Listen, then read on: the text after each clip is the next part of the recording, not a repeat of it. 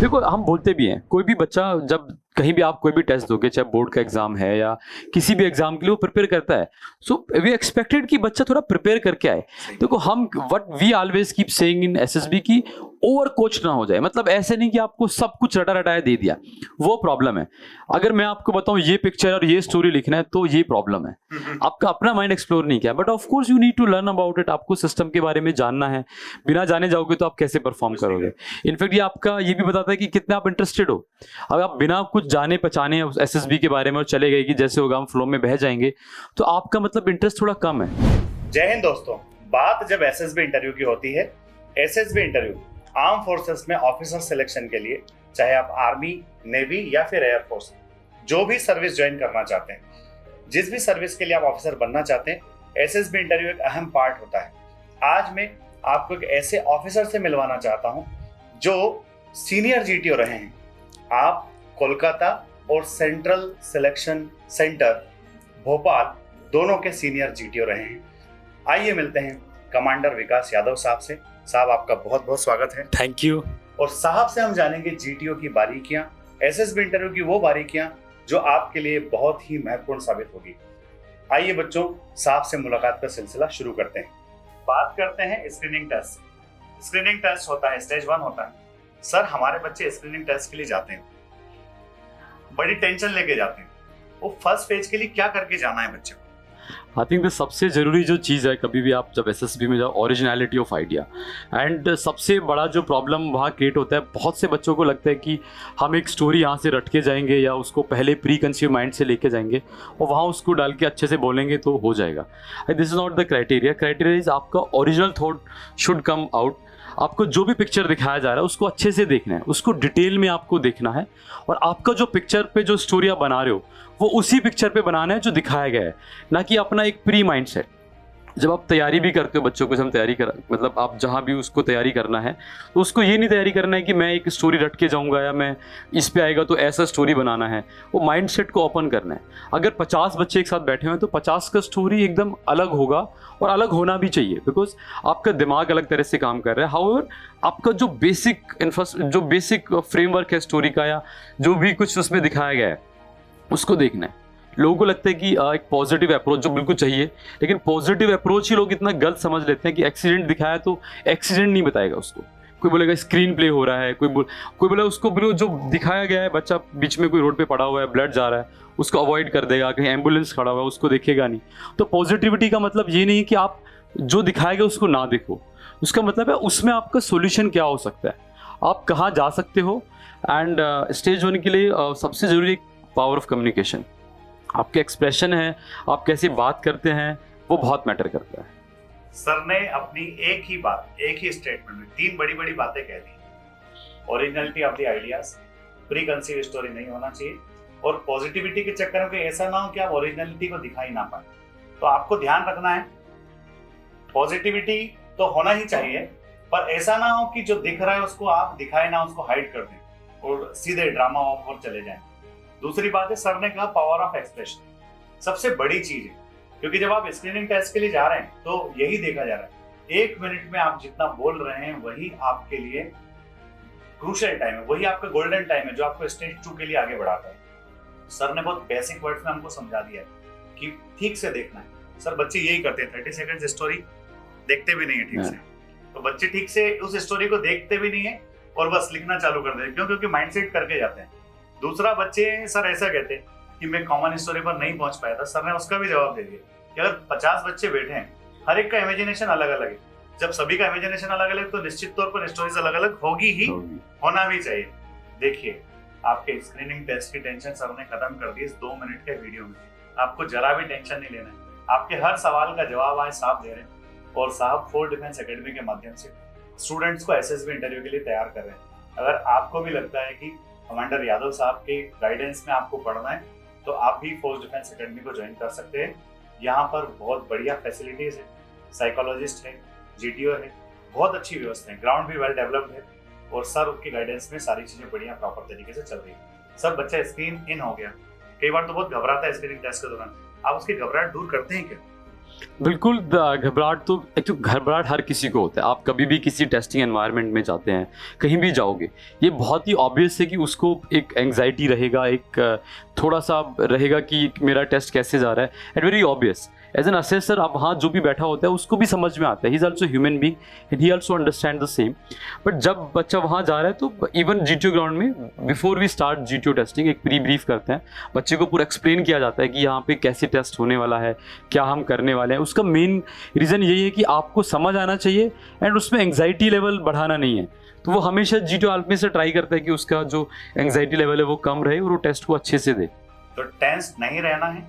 Sir ने कहा है जो आपके एसेसर्स वहाँ बैठे हैं वो भी ह्यूमन बींग्स हैं, वो हमारे जैसी सोसाइटी से वहाँ आते हैं, तो वो जानते हैं कि जब बच्चा किसी एग्जाम को देने जा रहा है, हर बच्चा जो एग्जाम देने जा रहा होता है कहीं ना कहीं फियर होता है, तो उस फियर फैक्टर को भी दूर किया जाता है। और आप खुद से ही जब घबराओगे तो घबराहट में गलतियां ज्यादा होती है। शांत रहिए, लॉजिक का इस्तेमाल कीजिए और आगे बढ़ते जाइए। सर, GTO का जो पार्ट होता है सबसे बड़ा पार्ट है, जैसा आपने थोड़ी देर पहले भी कहा कि पावर ऑफ एक्सप्रेशन है, कम्युनिकेशन बड़ा जोरदार होना चाहिए बच्चे। GD का पार्ट होता है जी, group discussion 1, group discussion 2। GTO के दौरान बच्चे करते क्या है कि बस उनको टॉपिक मिलता है, वो टॉपिक को उठाया और 2 या 3 सेंटेंस बस दिमाग में आए, और जब तक वो 2-3 सेंटेंस को मुंह से निकाल नहीं देंगे, जब तक वो खत्म नहीं हो जाएगा तब तक चुप नहीं होते। और उसके बाद में ऐसे चुप होते हैं पूरी GD के दौरान बोलते ही नहीं है। हाँ। यानी कुछ कुछ ऐसे होते हैं 1-1.5 मिनट शुरुआत के बोलेंगे, उसके बाद में जो बचा हुआ टाइम पूरा चुपचाप बैठे रहेंगे। तो एक क्या GD का क्या वास्तविकता में करना चाहिए, कैसे करना? अरे आपने एकदम बिल्कुल सही चीज़ को एकदम उठाया और सही चीज़ को बताया है। GD में काफ़ी बच्चे ऐसे आते हैं क्योंकि वो इतना एंग्जाइटी लेवल में, उनको सिर्फ ये सोचते हैं वो पूरा टाइम कि मुझे अगला क्या बोलना है।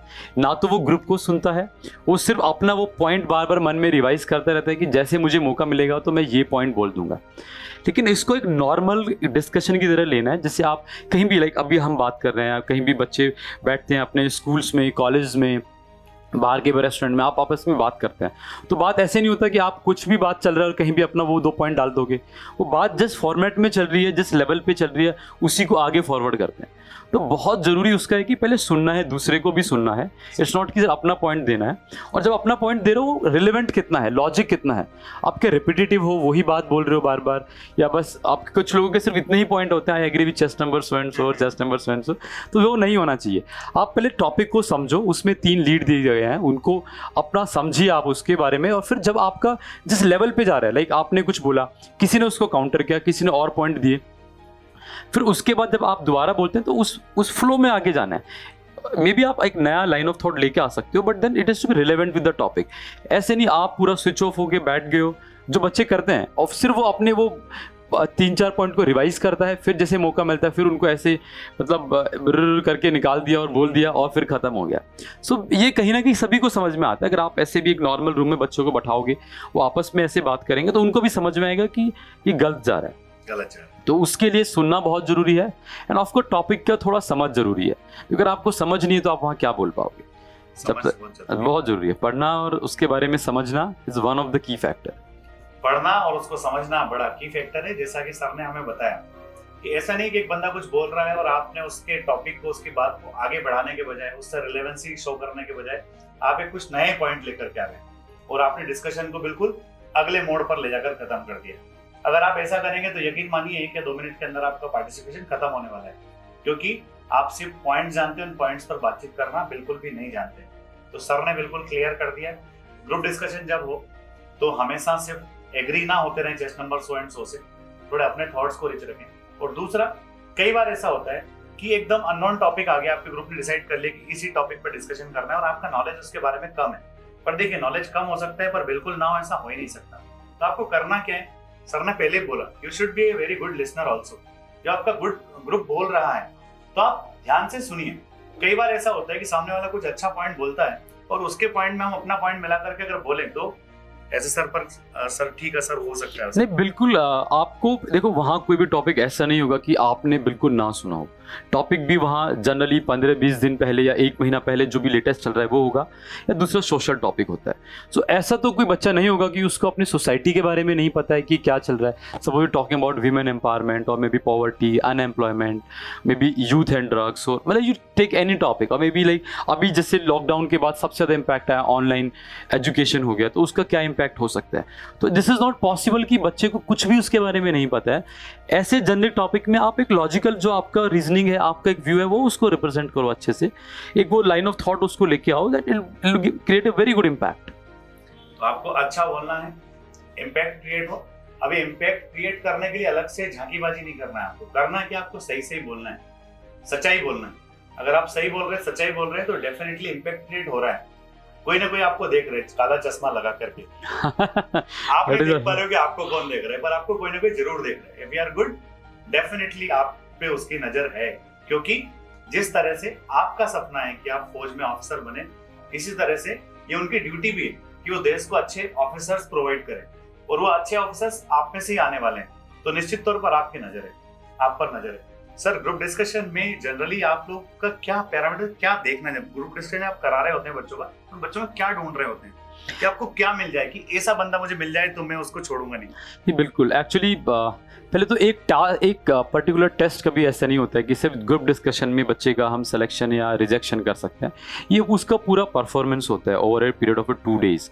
उसको डे 1 से लेके फर्स्ट टेस्ट से लेके लास्ट टेस्ट तक क्या कॉन्टिन्यूटी जारी है। पहला हो सकता है पहले जीडी में ही इज़ अ बिट शाई, माइल्ड हो सकता है, बच्चा नहीं बोल पा रहा है या थोड़ा टाइम लगता है पार्टिसिपेशन में, लेकिन वो पूरा टेस्टिंग में ऐसा नहीं कर सकता। तो जीडी पर से अगर हम देखें, कोई एक ऐसा स्टेज है जहाँ पे बच्चा एक्सप्लोर कर रहा है एक दूसरे को, वो अपने आइडिया रख रहा है, उसको पता लग रहा है कि दूसरे के आइडिया किस लेवल के हैं, और एक इमेज फॉर्मेशन हो रहा है जो कहीं भी होता है।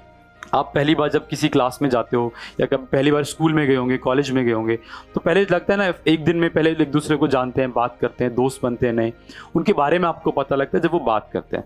तो अब इससे पहले भी आप एक दूसरे को एक्सप्लोर कर रहे थे, बट यहाँ एक इंटेलेक्चुअल लेवल पे एक्सप्लोरेशन आ गया, वहाँ पे एक पर्सनल लेवल पे चल रहा होता है उससे पहले, जब वो डोमेट्री में बात कर रहे होते हैं, खाना खाते हैं, बट यहाँ पे उसको पता लगता है कि दूसरे के लेवल ऑफ आइडियाज़ का है। As an assessor, as an GTO, if I have to look, मेरे को यही देखना है कि बच्चा कैसे परफॉर्म कर रहा है। इट इज़ नॉट ओनली सिर्फ वो बात कैसे करता है, उसमें बहुत सारे फैक्टर आते हैं। एंग्जाइटी लेवल कितना है, माइल्ड है, कुछ इनिशिएटिव ले पा रहा है, कुछ नया लेवल ऑफ आइडिया उसके पास है कि नहीं है, या वो थॉट रिपीटेटिव है, कितना जेनरिक बात करता है या कुछ लॉजिकल बात करता है। बहुत सारी ऐसी चीज़ें हैं जो as an assessor we keep seeing. But as a candidate अगर आप प्रिपेयर कर रहे हो, तो मैं तो यही बोलूँगा कि बहुत कॉन्फिडेंटली वहाँ बैठिए, आराम से टॉपिक को समझिए, और उसको ऐसे डिस्कस करना है कि आप अपने एक ओपिनियन अपने दोस्तों के साथ यहाँ पे डिस्कस कर रहे हैं। That is the best way to represent your self, and वही आपका इंप्रेशन डालेगा। अगर आपका, इनफैक्ट हम हमेशा बोलते हैं कि एसएसबी का प्रिपरेशन एक ऐसा चीज़ है, सिलेक्शन तो मतलब ऑफ कोर्स वो उसी के लिए एम में जाता है, लेकिन आपका ये प्रिपरेशन आपको एक इतना अच्छा एक ह्यूमन बीइंग के रूप में लेके आता है, आपका पर्सनालिटी कैसे उभार के आता है, आपको समझ आएगा कि कैसे बात करना है, कैसे आपको आगे बढ़ना है, कैसे अपने पॉइंट देने हैं और दूसरे के सुनने हैं। तो वही सारा हम देखते हैं। तो सर ने बिल्कुल साफ साफ शब्दों में हमें सारी चीजें समझा दी है कि आप वहाँ बच्चों में क्या ढूंढ रहे होते हैं, और आपको सब पता चल गया कि एक ऐसे सर बच्चों में क्या देखना चाहते हैं। सर, कई बार ऐसा होता है बच्चा जीडी में बहुत अच्छा होता है, जीडी में काफी अच्छा परफॉर्म कर रहा होता है, पर जैसे आप लेक्चरेट के लिए उसको 3 मिनट के लिए खड़ा करते हैं अकेला, बिल्कुल हिलने लगता है। तो बच्चे को उसके लिए क्या करना चाहिए?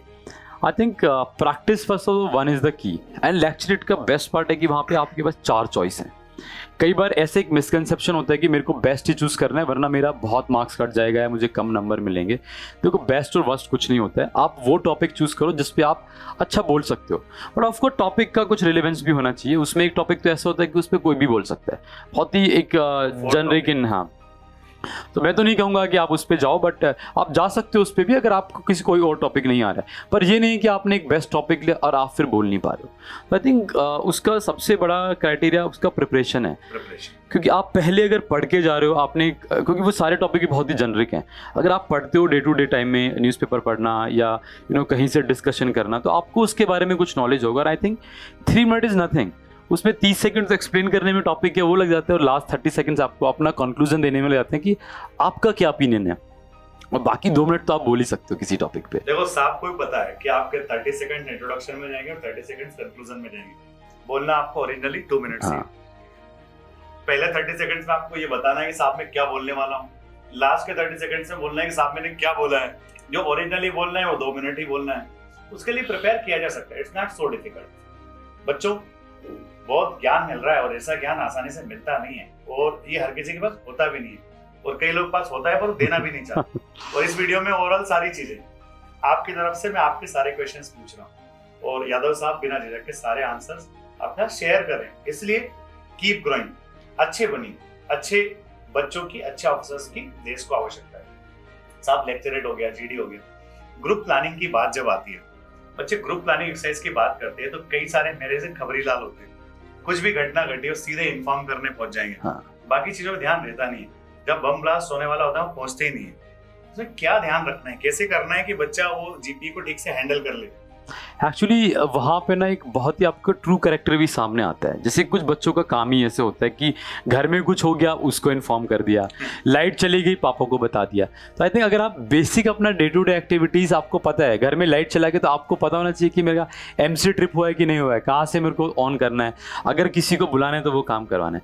आपका एम इन्फॉर्म करना नहीं है, आपका एम उस प्रॉब्लम को सॉल्व करना है। तो ऐसे कैरेक्टरिस्टिक आपके जब ग्रुप प्लानिंग एक्सरसाइज होते हैं तो बाहर निकल के आते हैं।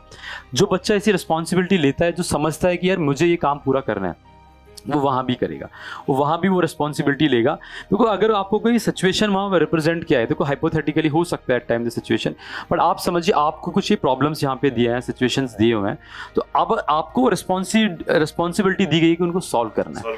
तो ये नहीं दिया गया, सॉल्व का मतलब ये नहीं होता कि मैं यहाँ पे खड़ा, मैंने पुलिस को बता दिया और इधर किसी को बता दिया, वो अपने आप सॉर्ट आउट करते रहेंगे। फिर आपका क्या रोल है? आपका क्या? वो तो कोई भी कर सकता है। मतलब घर में आग लगी है तो पहले खुद ही बुझाएं। हाँ। फायर ब्रिगेड को फोन लगाना कोई पड़ोसी भी कर देगा। बिल्कुल। और एज ए इंडिविजुअल, और वो सिचुएशन ज़्यादा ऐसे नहीं है, मतलब ऐसे सिचुएशन होते हैं जनरली यू मे फेस।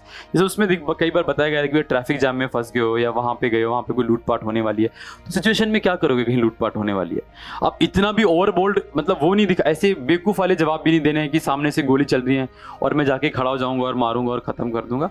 आपको एक प्रैक्टिकल अप्रोच लेना है। ऑफकोर्स पुलिस को इन्फॉर्म करना है, आपको रिसोर्सेज देखने हैं आपके आसपास कौन है, क्या है, और आप उन पे कैसे आए रखना है।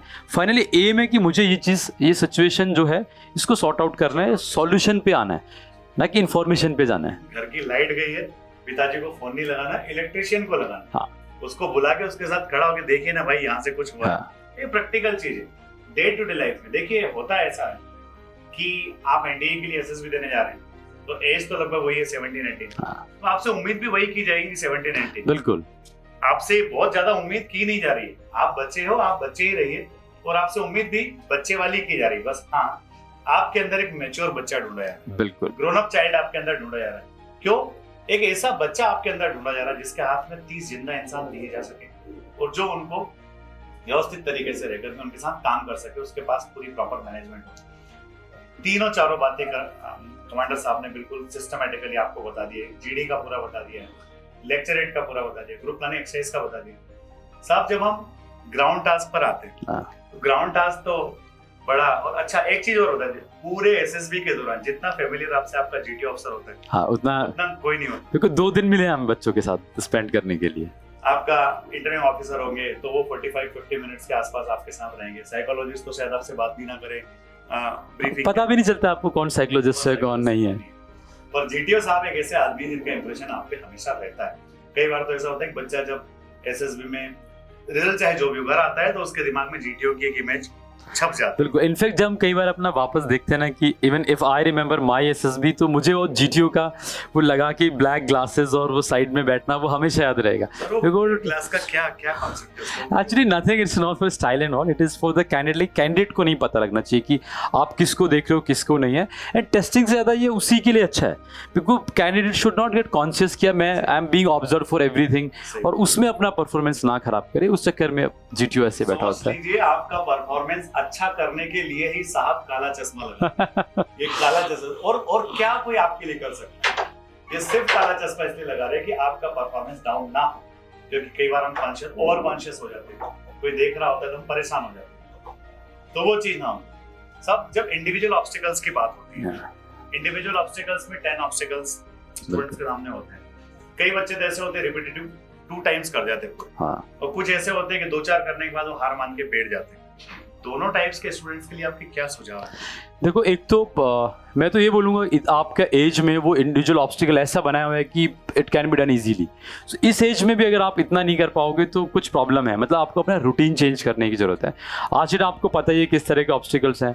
बेसिक आइडिया होता है आपको हाइट से डर तो नहीं लगता है, आपको किसी चीज़ का दिमाग में अगर आपको पता होगा, ऐसा नहीं कि वहाँ जाके SSB में पता लगेगा कि आपको ये डर है कि नहीं है।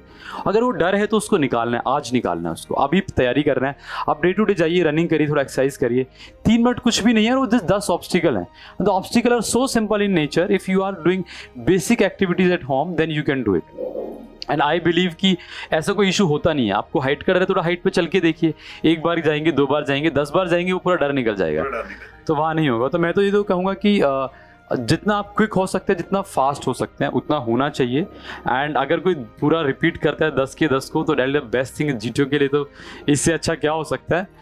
बट वो आपका फेवरेट कैंडिडेट हो सकता है। हाँ, नहीं, फेवरेट कैंडिडेट तो हम नहीं बोलेंगे, बट हाँ, physically we can say is totally fit.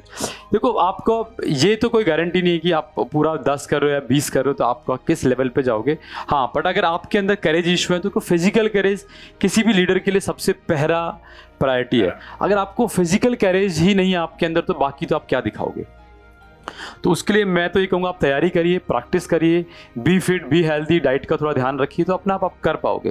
देखिए, तो कमांडो वाक पर वहां जाकर हिलने से अच्छा है कि आप साहब से आके एक बार गाइडेंस ले लीजिए और साहब से समझ लीजिए कि करना क्या है। तो जैसा कहा कि हाइट का फियर निकाला जा सकता है। डर एक ऐसी चीज है जिसका सामना करो तो खत्म हो जाएगा। बिल्कुल, हम लोग डरते थे, बोर्ड के एग्जाम्स होते थे, चाहे 10th होता था, 12th होता था, एग्जाम के 8-10 दिन पहले इतना फियर हो जाता, पता नहीं क्या होने वाला है। वो एग्जाम देते थे और जैसे रिजल्ट आता था, उस रिजल्ट के बाद हम अपने जूनियर्स को गाइड करने लगते थे, तेरे को क्या पढ़ना है, कैसे पढ़ना है, क्यों, यू फेस दैट।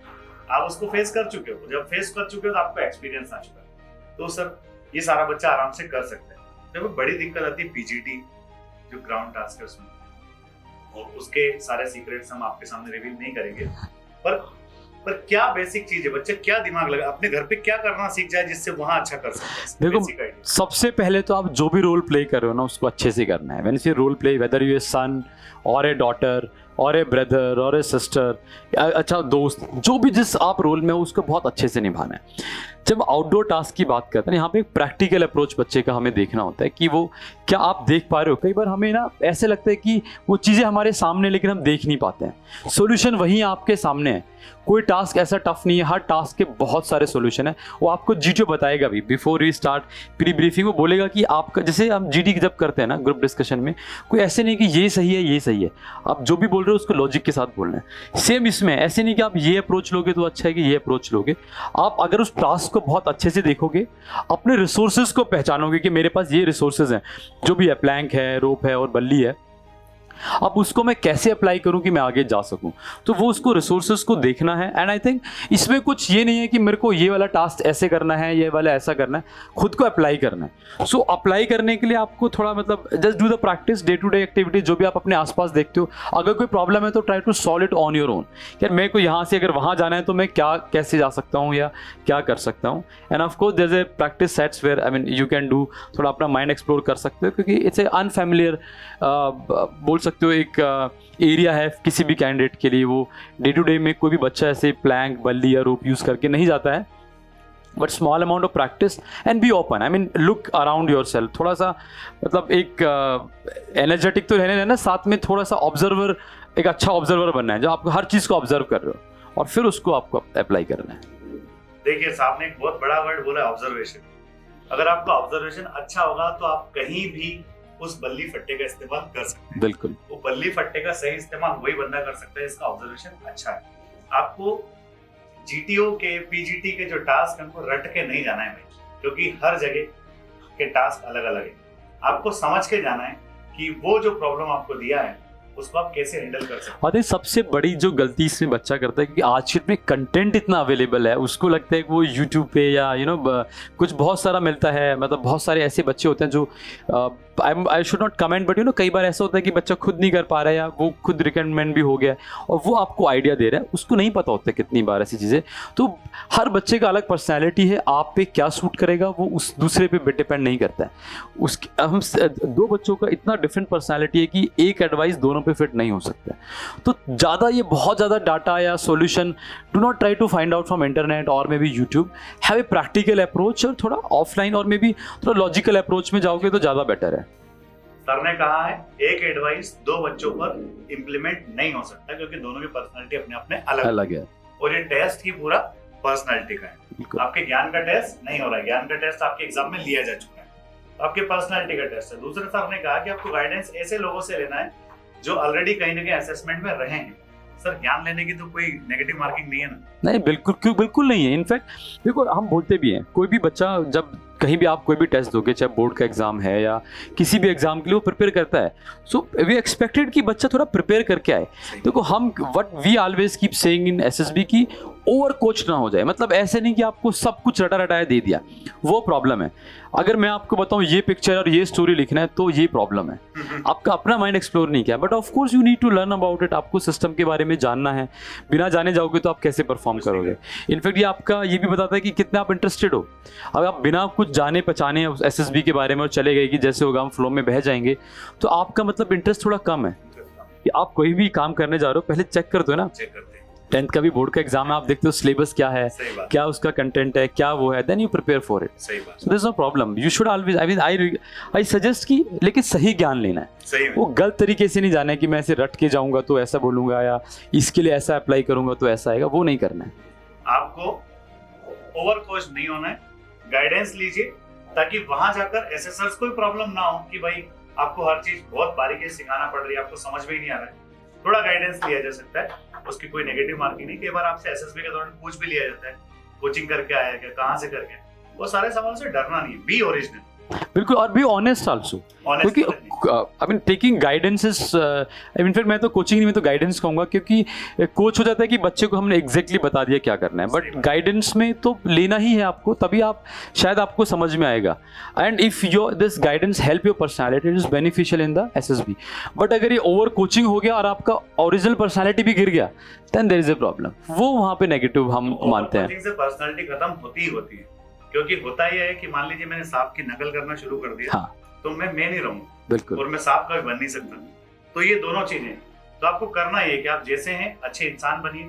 क्योंकि देखिए, जिसको इंग्लिश नहीं आती उसको इंग्लिश सिखाई जा सकती है, और जो सीखने की कोशिश ही ना करे उसका क्या करेगा कोई? बिल्कुल, कुछ नहीं हो सकता। तो एसएसबी के जीटीओ के मूल मंत्र थे, हम लोग समझ रहे थे सांप से। सर आखिरी में एक दो सवाल और पूछूंगा बच्चों से, इंटरव्यू से रिलेटेड। बिल्कुल बिल्कुल। बच्चा इंटरव्यू की तैयारी करता है, कई सारे र्यूमर्स होते हैं, कई सारी चीजें होती है। कई बार बच्चे से उसका वेट ही पूछ लिया और उसने वेट ही उल्टा सीधा बता दिया। बेसिक प्रिपरेशन बच्चा इंटरव्यू के लिए कहाँ से करे? आई थिंक सबसे पहले तो आपको, जैसे हम बोलते हैं ना कि ओरिजिनल ट्रूथफुल रहना है, वो आपका जो इंप्रेशन है ना, अगर आप वो झूठ से स्टार्ट होगा ना, वो कभी नहीं बन पाएगा।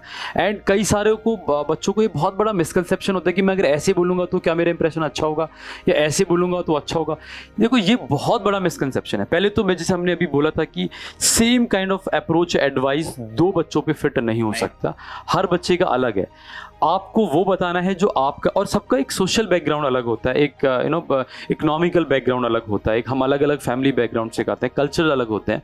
सो somebody is coming from Kerala और somebody is coming from Haryana, the culture में भी वाइडली डिफरेंट। हाँ, कोर वैल्यूज उसमें हमें जो बच्चे का सर्च करना है, दैट में बी सेम, दैट मतलब वो हो सकता है, लेकिन वो सेम रिप्लाई में नहीं आएगा।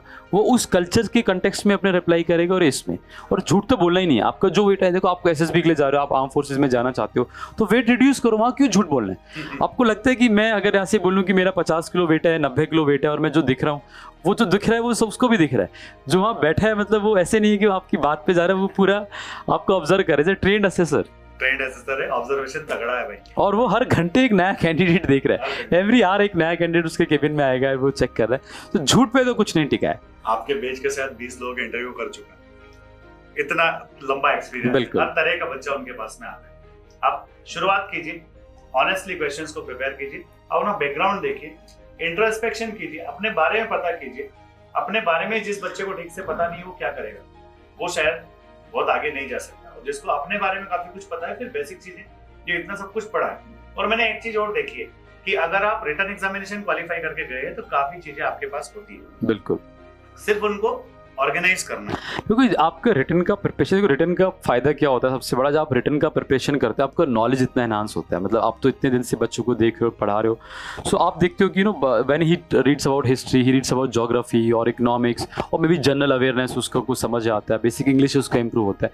तो रिटर्न इटसेल्फ आपको एक प्रिपरेशन की तरफ लेके जाता है। So you just can not deny this कि भाई रिटर्न का कोई रोल नहीं है। रिटर्न का बहुत बड़ा रोल है, क्योंकि रिटर्न ही आपको ऑर्गेनाइज कर रहा है, आपके थॉट प्रोसेस आपको उस लेवल ऑफ अंडरस्टैंडिंग तक लेके जा रहा है। कई बार तो रिटर्न जब की तैयारी करते तब आपको पता लगता है अच्छा ये सब भी है, which is I mean expected to know by each and every individual, I must say, as in normal Indian citizen if I go as an adult, maybe 18 years का इंडिया का हो या फिर 21 years और 22 years का जब मैं serious का बच्चा जाता है, तो उसको इतना एक्सपेक्टेड है कि उतना पता होना चाहिए अपनी लाइफ में कि हमारे आसपास क्या चल रहा है, देश में क्या चल रहा है, internationally what is the scenario, what is our role to play and all. तो वो आई थिंक वो रिटर्न में काफ़ी हद तक क्लियर होता है। बड़ा रोल है। अगर रिटर्न क्लियर करके आप जा रहे हैं, रिटर्न की तैयारी आपकी बहुत बेहतरीन है, तो आपका एसएसबी में उसका एडवांटेज जरूर मिलेगा। बिल्कुल मिलेगा सर। आखिरी के 2 सवाल। बिल्कुल सर, फिश मार्केट बड़ा सवाल है। बच्चे पहली बार जो एसएसबी देने जा रहे हैं उनको भी किसी न किसी ने उनके दिमाग में डाल दिया है वर्ड कि वहाँ फिश मार्केट बनेगा और तुमको ये करना है, ये नहीं करना है। सर, ये फिश मार्केट को क्या है ये और हैंडल कैसे करे बच्चा?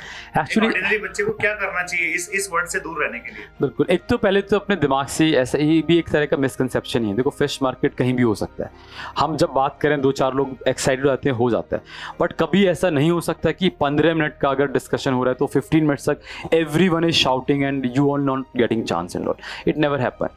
ना तो चिल्लाने से कभी आपको मौका मिलता है, ना ही वहाँ आप ये समझ रहे हो कि मैं if I be louder of I be मैं 5 बार बोला, 6 बार बोला, उससे नहीं फर्क पड़ता है। वो बीच में गैप आता है। First of all you should look for those gaps when you find, because कोई भी बंदा ना लगातार एकदम उसी पिच में और कॉन्टिन्यूस नहीं कर सकता। At times it create but it subsidize on its own within 1 or 2 minutes। और अगर उससे भी ज़्यादा अगर एक्सटेंड होता है तो वहाँ असेसर बैठे होते हैं, they are to control this thing, क्योंकि वहाँ ऐसा नहीं है, बच्चा छोड़ना नहीं है उनको। अच्छे बच्चे की हर जगह तलाश है, और जब असेसर बैठता है ना एट द 5 days के एंडिंग में, उसका ये एम होता है कि मैं कुछ अच्छे ऑफिसर यहाँ से सेलेक्ट करके लेके जाऊँ।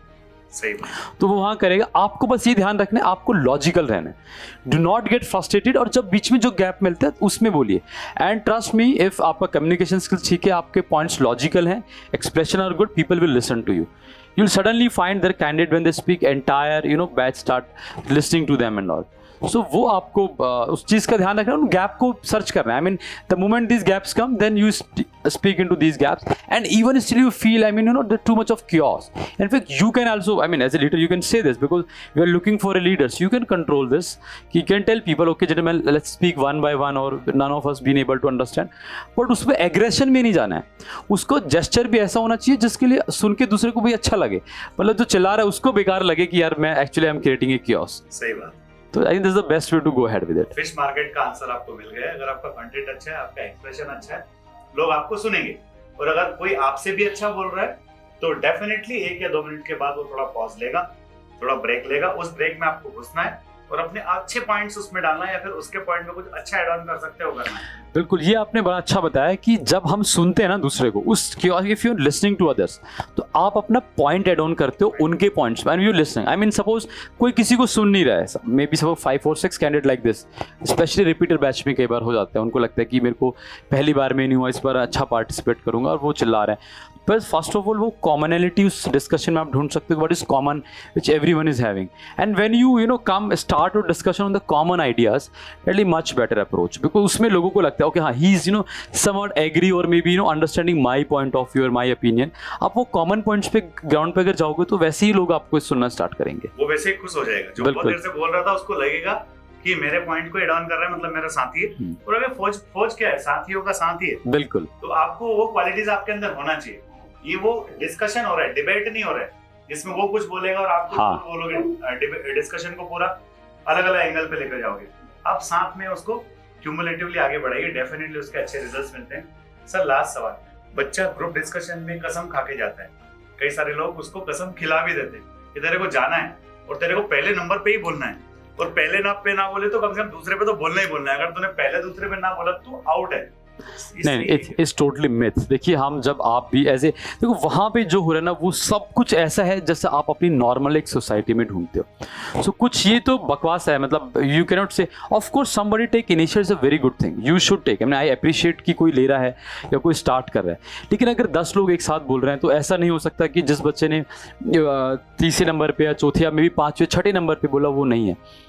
बच्चा लास्ट में ही बोलता है, उसके लेवल ऑफ आइडियाज कई बार बहुत अच्छे होते हैं and then he picks up, तो उसको भी उतना ही लीवे मिलता है जितना स्टार्टिंग में मिलता है। आप स्टार्टिंग में पहले नंबर पे बोलिए, दूसरे पे बोलिए, आपका लेवल ऑफ आइडिया बहुत ही बकवास है ना, आप उसके बाद किसी को सुन रहे हैं, कोई एडवांटेज नहीं मिलेगा, इट बी डिसएडवांटेज। सो ये it's is not like this everyone is sitting. I mean आप भी अगर किसी से बात करने जाओगे, अगर हम 5-6 लोगों में मिलते हैं, ऑफ कोर्स जो स्टार्टिंग में बोलते हैं उनके तरफ आपका अटेंशन जाता है immediately, but the moment you know it's picks up and other guys participate and all, आप उनको कैसे मिस कर सकते हो? No one is gonna miss. And वो जो असेसर बैठा है उसकी नज़र हर बच्चे पे है, उसको उसका भी बताना है जो बिल्कुल नहीं पार्टिसिपेट किया, उसको भी उसको ढूंढना है कि ये क्यों नहीं पार्टिसिपेट कर रहा है, मतलब अगर यहाँ तक आया तो उसका रीज़न क्या है। तो देयर नथिंग लाइक कि आपको पहले नंबर पे बोलना है, दूसरे नंबर पे बोलना है, but yes if you have some idea please take initiative to speak, but do not be the part of, अगर 2 लोग चिल्ला रहे हैं उसमें आप भी चिल्लाने लगे तो कोई फ़ायदा नहीं है। वो जब चिल्ला रहे हैं अपने को शांति से सुनना है। You should be a very good listener also, क्योंकि आप जितना बोलेंगे वो तो आप ऑलरेडी प्रिपेयर करके गए हैं, पर सुनने की कोई तैयारी करके घर से गए नहीं है। वो वहाँ ग्रुप होगा, सारे लोग नए होंगे, उन नए नए लोगों का प्रोनाउंसिएशन अलग अलग हो सकता है क्योंकि डिफरेंट प्लेस से आएंगे। बिल्कुल, अगर आप ठीक से सुनते हैं और जब ग्रुप डिस्कशन ठीक से सुना है तो फिर आपका जीपी में अच्छा मजा होगा। और इस बात का ये मतलब बिल्कुल मत निकालना कि हमें बोलना नहीं है, सिर्फ सुनना है, बिकॉज अगर आप बात नहीं करोगे तो किसी को समझ नहीं आएगा। बात तो करना ही करना है आपको, पर थोड़ा सा सुन भी लेना है, बहुत अच्छा होगा। बहुत अच्छा डिस्कशन ये रहा और साहब ने समय दिया, मेरे रिक्वेस्ट पर सबने ये सारी चीजें आपको बताई। सर आपका बहुत बहुत धन्यवाद। Thank you. In fact I hope ये कुछ बच्चों के काम आए और उनके लिए कुछ तो फायदा हो, मतलब जब वो जाएं तो baby they are bit prepared for this. अगर आपको इस वीडियो से फायदा हुआ हो तो आप कमेंट बॉक्स में कमेंट छोड़ना बिल्कुल ना भूलें। क्या साहब से और इस तरह के डिस्कशन करना है, उसके क्वेश्चंस भी आप डाल सकते हैं। अगर आपके कोई क्वेश्चन है कि सर हमारा ये क्वेश्चन है, इस क्वेश्चन का जवाब अगर हमें साहब से मिल सके, डेफिनेटली हम कोशिश करेंगे कि अगले वीडियो में आपके सवालों के जवाब लेकर के आए। कमेंट करना बिल्कुल मत भूलिए। जय हिंद, जय भारत, इंकलाब जिंदाबाद, भारत माता की जय।